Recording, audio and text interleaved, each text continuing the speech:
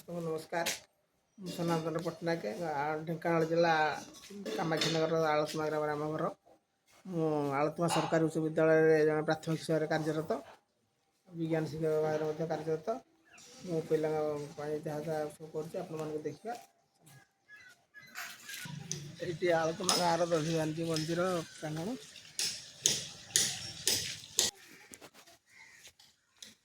ଦଧିବାନ୍ଧି ମନ୍ଦିର ପାଖରେ ଥିବା ଚୈତନ୍ୟଙ୍କ ମନ୍ଦିର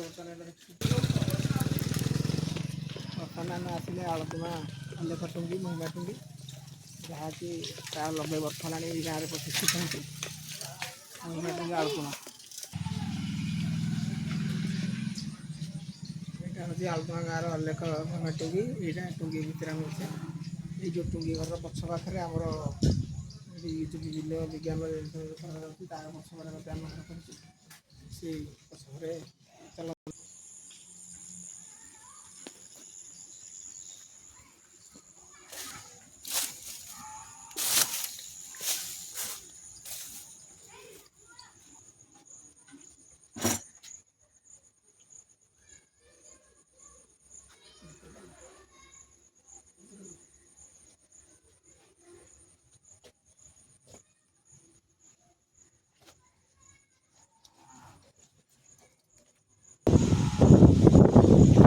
ଆସି ପହଞ୍ଚିଛନ୍ତି ମୋର ଛୋଟିଆ ଗବେଷଣାଗାର, ଯେଉଁଟା 1981 ମସିହାରୁ ବର୍ତ୍ତମାନ ସୁଦ୍ଧା ରହିଛି।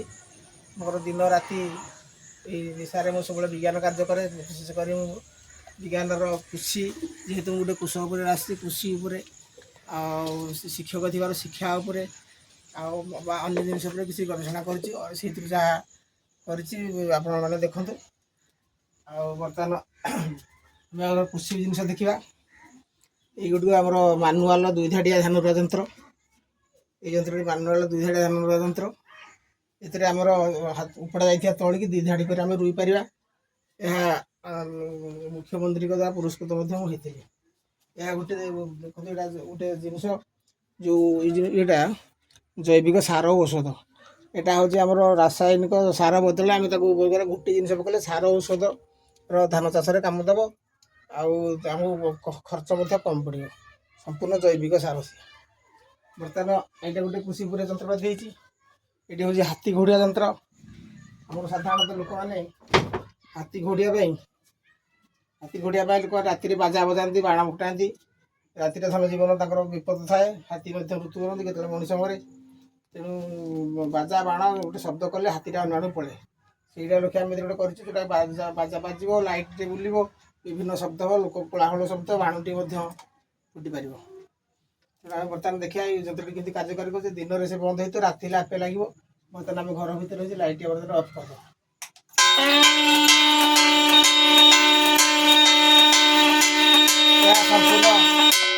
ସମ୍ପୂର୍ଣ୍ଣ ସୋଲାର ଦ୍ୱାରା ଚାଲୁଛି।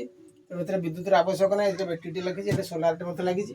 ତେଣୁ ଏଥିରେ କୌଣସି ଆବଶ୍ୟକ ନାହିଁ। ଏଥିରେ ଏଇଭଳି ଆବାଜ ହେବ। ଏଥିରେ ଆମେ ବିଭିନ୍ନ ଶବ୍ଦ, ବାଣ ଏସବୁ କରିବା। ଏଥିରେ ବାଣ ମଧ୍ୟ ସେ ଫୁଟିପାରିବ। ତେଣୁ ଆମେ ଏଇଟା ଗୋଟେ କୃଷି ଯନ୍ତ୍ରପାତି। ଆକୁ ଲୋକମାନେ ନିଜର ସୁରକ୍ଷା, କୃଷି କ୍ଷେତ୍ର ଗୋଟେ ବଡ଼ ଅଞ୍ଚଳକୁ 2 କିଲୋମିଟର ଅଞ୍ଚଳକୁ ମଧ୍ୟ ତାକୁ ଏଇଟା ବ୍ୟବହାର କରିକି ତାକୁ ଲଗେଇ ପାରିବେ। ବର୍ତ୍ତମାନ ଆମେ ଦେଖିବା ଶିକ୍ଷା ଉପର ଜିନିଷ। ଶିକ୍ଷା ଉପରେ ବର୍ତ୍ତମାନ ଏଇ ଯେଉଁଟା କରାହେଇଥିଲା ଯେଉଁଟାକି ଚୁମ୍ବକୀୟ କଳାପଟା। ଯେଉଁ ଚୁମ୍ବକ ଦ୍ୱାରା ଆମେ ପିଲାଙ୍କୁ ବିଭିନ୍ନ ପ୍ରକାର ପାଠ ପଢ଼ାଇ ପାରିବା, ପରିବେଶକୁ ନେଇ ପାଠ ପଢ଼ାଇ ପାରିବା।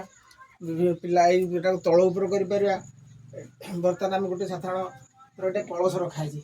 ଆମେ କ ଅକ୍ଷର ଶିକ୍ଷା ଦେବା ପାଇଁ ଯୋଡ଼ିଏ ଅକ୍ଷର ତାଙ୍କୁ ଦେବା, ପ ଓ କ। ପିଲା ଏଠି ଚୁମ୍ବକ ଏଥିରେ ନାହିଁ, ତେଣୁ ଏଠି ସେ ଲଗେଇଲେ ଏଇଟା ଖସି ପଡ଼ିବ। ତେଣୁ ପ୍ରଥମେ ଏଇଟା ଲଗେଇ ଏଇଟା କ ବୋଲି ସେ ଜାଣିବ। ତେଣୁ ପିଲାକୁ ଆନନ୍ଦ ଦେବ। ଏଥିରେ ମଧ୍ୟ ହେଇପାରେ। ଏଥିରେ ବହୁତ କିଛି ପାଠ ତାର ରଖାଯାଇଛି। ଆମେ ବର୍ତ୍ତମାନ ଦେଖିବା ସମ୍ଭବ ହେଉନି। ତେଣୁ ଏଇଟା ବର୍ତ୍ତମାନ ଘଣ୍ଟା।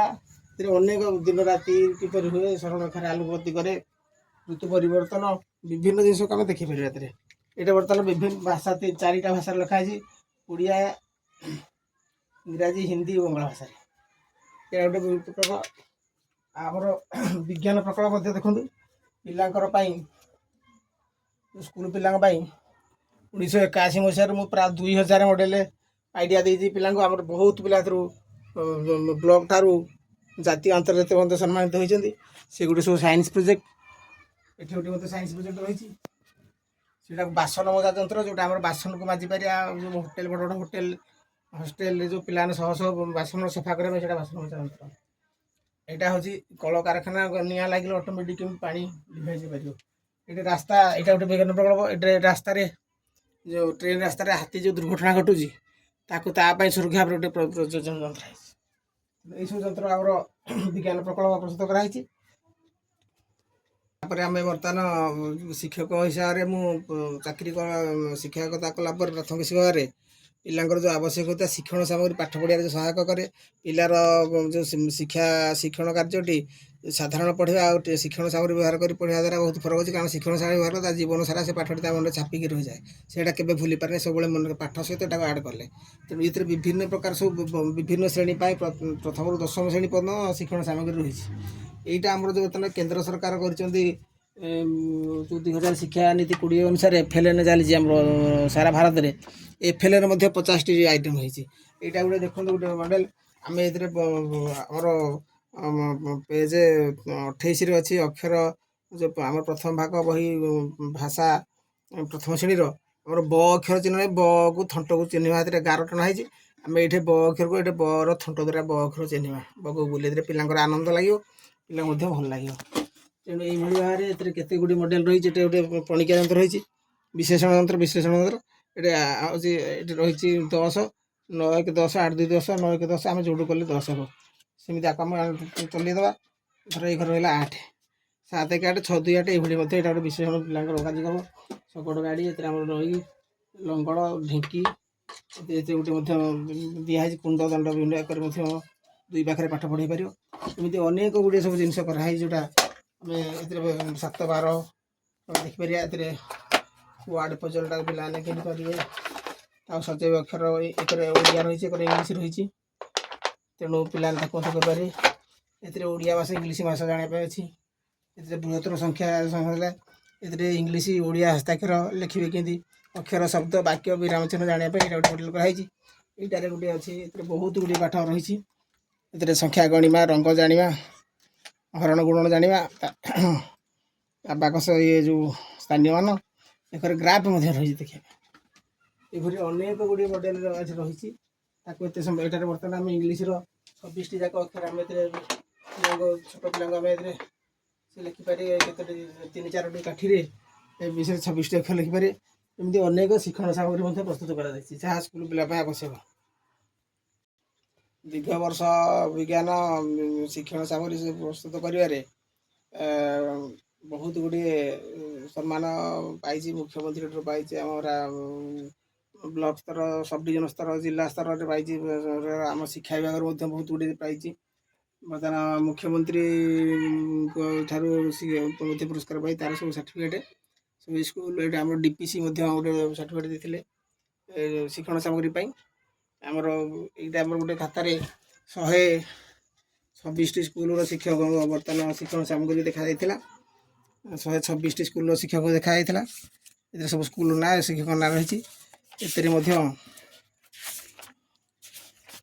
यहाँ आमर विभिन्न कार्यक्रम ब्लॉक शिक्षा अधिकारी ढेंका जिला स्तरीय अधिकारी राज्य स्तरीय अधिकारी मैंने साक्षर कर मतामत लिखिं ये आमर तेलेंगाना जो शिक्षा अधिकारी आसते राज्य स्तरीय सी मतामत शिक्षण सामग्री से लिखिदे तेणु विभिन्न प्रकार ये सब कार्यक्रम जारी रही बहुत प्राय आम 2000 पिला अधिक आम आइडिया नहीं कि ब्लॉक ठार जातीय स्तर सम्मानित होती आम निजर पुआ और झियारी दिल्ली कलकता जाकि से विज्ञान सम्मानित होकर बर्तमान देखिए गोटे बड़ विज्ञान कार्यक्रम जोटा कि बहु व्ययबहुल जोटा कि आम 2 बाल्टी पानी घर पाई गोटे बड़ अंचल किलोवाट मेगावाट शक्ति पाइपर यहाँ बर्तमान आम तार यंत्र आसी 2,20,000 टका खर्च होती तेणु आपको बर्तमान करने अर्थ ना बोली आम चलु ए आम कम चली बर्तमान जो आम विद्युत यंत्र प्रस्तुति चली से बर्तमान अर्थार थे आम निजस्व भाव किसी खर्च करा चली बर्तमान आमर जो आमर सान पुओ तरुणी सेन पट्टनायक ता ना डाक ना पिलू सी बर्तमान ये मेकानिकल इंजीनियर डिग्री से तेणु बर्तमान से निजुक्ति अपेक्षा यही कम से पसंद कर तेणु से बर्तमान ये जो विद्युत से मत सहायता आइडिया कर जो विद्युत संपर्क मोर पाठ कम थी मत मोर ज्ञान ना तेणु से मत साहय कर किसी से विद्युत जंत्रपातिर किसी उपकरण से बर्तमान प्रस्तुत करुँची आम वर्कशॉप रे तेणु यही भाव आम चलती अन्य पिला माने आसिक साहय करमती तेणु से बर्तमान ये दिन मत रेडियो ही मत सब आश्चर्य था रेडियो केमी कथा कह जो मत 3-4 वर्ष होता मुझे प्रथम रेडियो देखी भर मनीष अच्छी कथा मुझे बहुत खुशी थी से भावना मत बहुत आगक नहीं से 14टी रेडियो कि भांगी कौन बिना गुरु बिना बही रे मुझे एक्सपर्ट होती 15 नंबर रेडियो निजे गोटे भल रेडियो निजे तैयारी कर से जो कौन सीटार शिक्षा ही करनी बर्तमान निजे मोर रेडियो रेडियो वाट्सअप रेडियो रखाई से बाजुची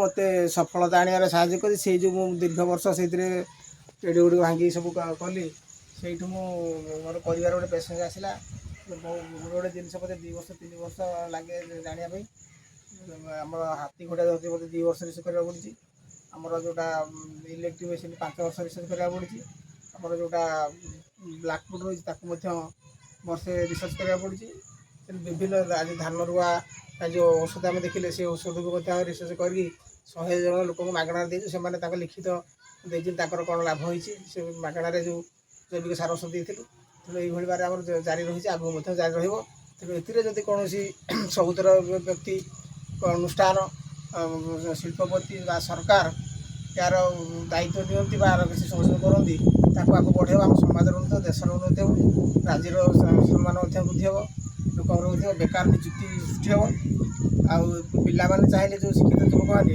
स्टार्टअप इंटरप्रेन्योर से चाहिए ये नंबर आप जोगाजोग कले आम सहयोग करूँ से व्यवसाय करेंगे जेकोसी बहु विशिष्ट व्यक्ति